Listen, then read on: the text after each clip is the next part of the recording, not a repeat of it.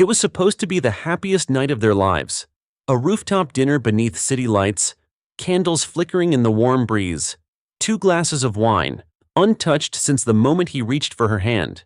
Marcus Bell had always believed in grand gestures. He believed in magic, the kind you don't just fall into but fight for, and tonight he believed he had found it. Alayna James was the woman he'd chosen to spend forever with. And in the quiet space between the laughter and the sunset, he dropped to one knee and asked her to be his wife.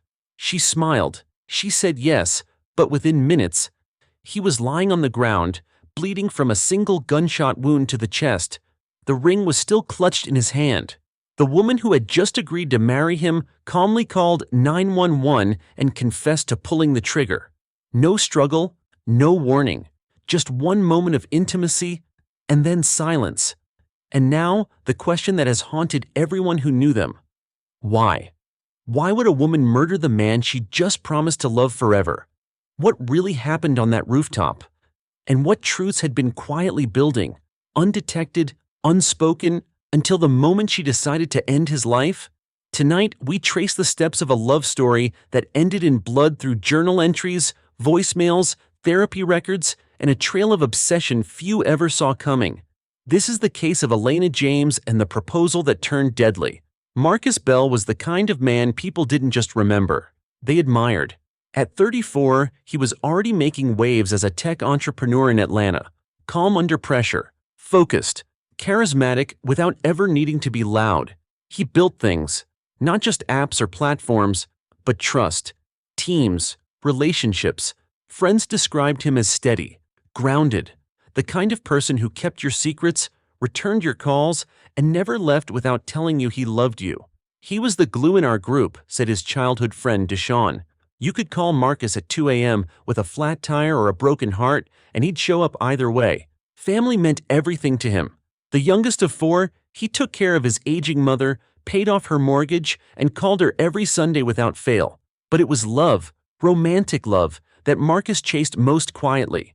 Those close to him said he had dated carefully, cautiously, until Alayna. She was different. He lit up when she entered the room. He brought her to every cookout and introduced her to everyone with a smile, like he'd already made up his mind. "She's the only one who's ever made me feel safe," he once said. That sentence would later haunt those who heard it. For weeks, he had planned the proposal. Reservations, music, the custom-designed ring. He didn't tell many people what he was about to do. He wanted it to be perfect, just for her. No one who knew Marcus could have imagined what would happen next. And none of them saw it coming, because the man who made everyone else feel safe never saw the danger standing right in front of him. The rooftop was quiet except for the soft echo of jazz floating from a nearby speaker. A private chef had just cleared the last course. 2 glasses of wine rested untouched on the white linen table. Marcus had arranged everything himself. The rooftop, the music, the lights. He waited for just the right moment. When the sun had dropped low behind the skyline, casting everything in a deep orange glow, he stood up from his seat, reached into his jacket, and held out the ring. He didn't say much. He didn't need to. She smiled. She nodded. They kissed. And then, a loud crack split the air. It was so sudden, so sharp, that residents 2 blocks away reported hearing it. Marcus fell backward, clutching his chest. There was no second shot, no struggle, no scream. Just one clean, fatal wound and silence. When the first responders arrived, body cam footage showed Alayna standing exactly where she'd been. Her expression was unreadable. Her hand, still holding the gun, extended downward at her side. She didn't try to run. She didn't even kneel beside him. She waited, then calmly told the officer her name, set the gun on the ground, and stepped back. She was handcuffed without incident. And in the patrol car, she made one request, to speak to a lawyer. But in the 911 call, placed moments before the police arrived, her voice told a different story. "I just shot him," she said. "I didn't mean to. He made me do it." The dispatcher tried to get more information, but Alayna offered nothing else. No explanation, no panic, no tears. Just that one phrase, "He made me do it." What could he have made her do? There were no signs of a fight, no defensive wounds, No trace of violence beyond the single bullet that stopped Marcus Bell's heart. The forensic team found nothing on the rooftop to indicate premeditation. No note, no message, just the ring box and blood pooling around his side. The investigation was just beginning, but already one thing was clear. Something had happened in those final moments, something no one could see, and whatever it was, it made Alayna James pull the trigger. To understand what happened on that rooftop, you have to understand her. Alayna James, 31 years old, a writer, known for her haunting short stories rarely published under her own name. Quiet, intelligent, beautiful in an untouchable kind of way. She lived alone in a one-bedroom apartment lined with books, blackout curtains, and pages torn from journals, taped to the walls in no clear order. Her neighbors say they hardly saw her. When they did, she never made eye contact. But those closest to her described her differently. Emotionally intense, all or nothing. The kind of person who would text you 20 times in one night if she thought you were pulling away, and then disappear completely the next morning. Her relationships were brief but explosive. 2 ex-partners had filed restraining orders. One claimed she followed him to work. The other said she faked a pregnancy to stop him from leaving. Her childhood was fractured, marked by long stints in foster care, verbal abuse, and psychiatric evaluations that began as early as age 12. She was diagnosed with borderline personality disorder in her early 20s, but by the time she met Marcus Bell, she was no longer in treatment. No therapy, no medication, just pages of handwritten journal entries recovered from her apartment after the shooting that painted a portrait far more disturbing than anyone expected. One page read, "He told me I was everything. So why does it feel like he's slipping away? If I can't have him, no one will." Another entry, dated just 3 days before the proposal. "I think he's lying to me. I feel it in my skin. I need to be sure. I need him to stay." A criminal profiler assigned to the case described Alayna as deeply fixated on emotional control. She didn't simply want to be loved. She needed to be the center of Marcus's world, constantly reassured, never questioned, and always chosen. Any perceived distance, any moment of uncertainty, wasn't just rejection to her. It was annihilation. In her mind, love had no room for doubt. And the moment perfection cracked, the illusion shattered with it. That night on the rooftop, Marcus believed he was giving her everything. But to Alayna, everything was never quite enough. For days, investigators tried to understand the motive. Why propose, only to be killed minutes later?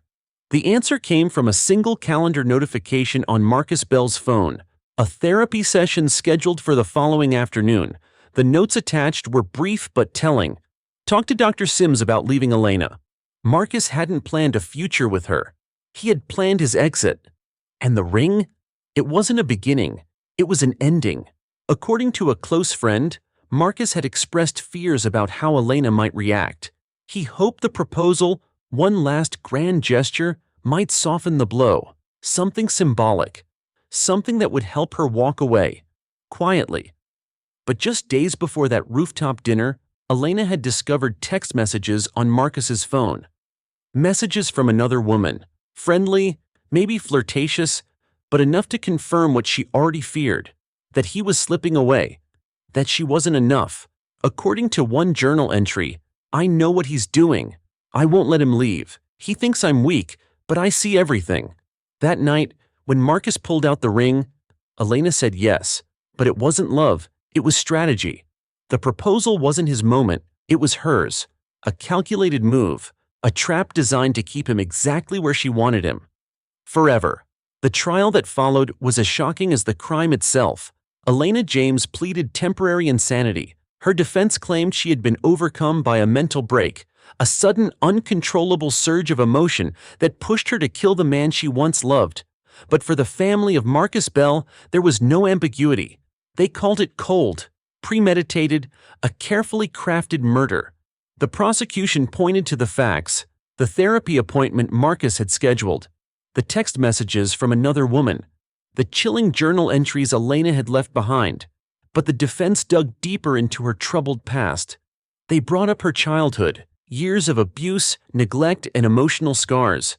They argued that Alayna's borderline personality disorder had clouded her judgment, that she was incapable of seeing the reality of what Marcus was doing until it was too late. The jury deliberated for hours, but one detail from the investigation kept echoing in the courtroom: Alayna's search history. It wasn't the typical Google searches you'd expect from someone planning a wedding. Instead, it was far darker. How long does it take to die from a single gunshot? The defense argued that it was a sign of her fragile mental state, but the prosecution saw it as a premeditated move, an indicator that she had been preparing for this moment. Was it a psychotic break, or a calculated act of vengeance executed with chilling precision? Was this a crime of passion, driven by raw, uncontrollable emotions? Or was it the final act in a twisted plan to possess Marcus Bell forever? The jury would never fully answer that question.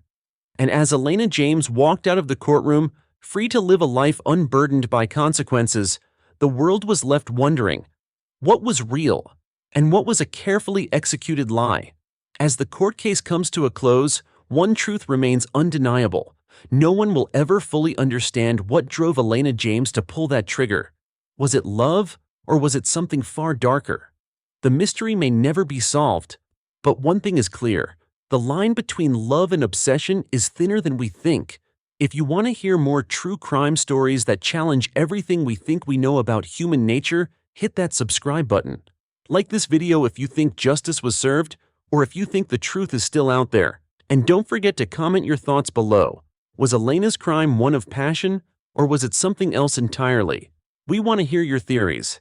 Until next time, stay curious and stay safe.